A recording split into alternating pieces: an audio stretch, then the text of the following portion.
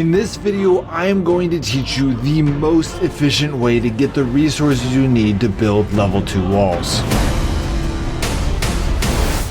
The secret to getting lots of level 2 walls is mastering the green zones. Unlike many of the single player versions of this game, farming green zones is not easy unless you know what you are doing. My first tip to farming the green zone is to have at least a spear already made and equipped, and preferably a hatchet and pickaxe as well. I also recommend having a backpack and 10 or more berries, but those are less important. I recommend bringing these items not because you need them to do the green zone, but because they save you time. Having these items already equipped saves an advanced player an average of 30 seconds and can save newer players up to 4 minutes, because the extra damage that you might take or the running around and trying to avoid certain mobs can take up a ton of your time. So my recommendation is to have a chest near the exit of your base that has all of those items I just mentioned. You can just grab as you are about to leave. Once you have a spear, sneak up on enemies that are alone. The best class to use starting off is the Cure, because it gives you a little bit more sustainability, but eventually you will want to choose the Sorcerer because it allows you to one-shot enemies with the spear sneak attack.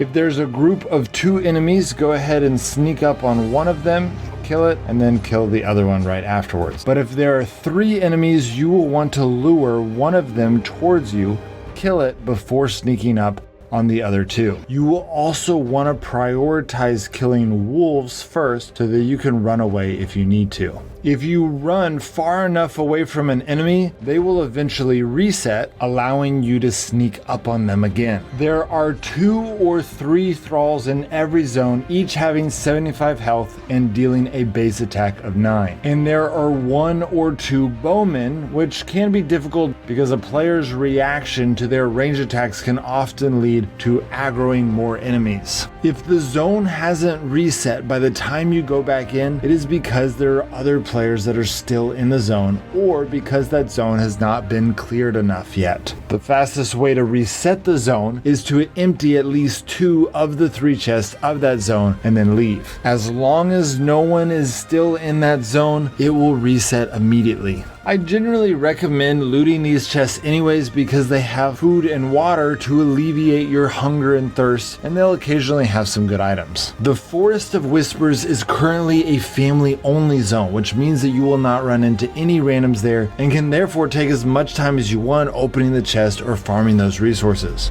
Baldur's Cliff, on the other hand, is not this way. So if you want a certain type of resource or you want to open those chests, you need to get there quickly before someone else gets that resource. So once you master farming the green zones, you will get tons and tons of wood and stone, but now the trick is knowing how to use it. If you are in a shortage of wood, meaning that you don't have time to go farm more of it, you will want to make sure that you are being extremely efficient when making charcoal by making sure that you always have coals on the bottom of your campfire and planks on the top. But alternatively, if you are in a shortage of planks because your 2 workbenches are not producing planks fast enough, which often happens for extremely active players early on, then you will want to make sure to put wood over coals, allowing you to save your planks for more level 2 walls. When you start building level 2 walls, you will want to start with your 3 innermost layers, mainly because they require a lot less planks than your outer layers. But then after you do that, I recommend upgrading your most outermost wall, because by making it look like all of your walls are level 2, that will occasionally scare off a player from raiding you. When you are upgrading each layer, I recommend starting at the bottom layer for 2 reasons. First, because those are the layers that other players can see. And while it is of course possible for someone to come up behind your base and check to see if they're a level 1 or level 2 wall, if you are actively defending your base, then they often won't get a chance. And second, because if you force them to attack from the top of your base, it gives you the perspective advantage that I talk about in my PvP videos. So that is an overview of how to get lots and lots of level 2 walls. If you have any questions, put it in a comment below and I or one of the research team members will answer it as soon as we can. This is the 2nd video of my series on the efficacious way to get rich. If you like it, make sure to check out the other ones, as I am covering every resource in the game.